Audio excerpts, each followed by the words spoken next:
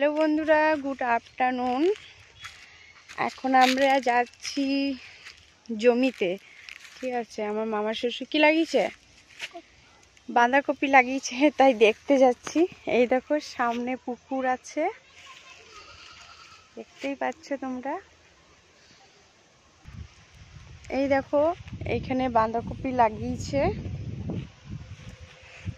আর এইদিকে ফুলকপি, এইদিকে ফুলকপি লাগিয়েছে, আর ওইদিকে লাগিয়েছে পেঁয়াজ। এইদিকে দেখো পেঁয়াজ লাগিয়েছে, আর এই দিকটা আলু লাগাবে, আর এই দিকটা পেঁয়াজ লাগানো হয়ে গেছে, দেখতেই পাচ্ছ তোমরা। কেমন লাগলো কমেন্ট করে জানাবে। Tata, by.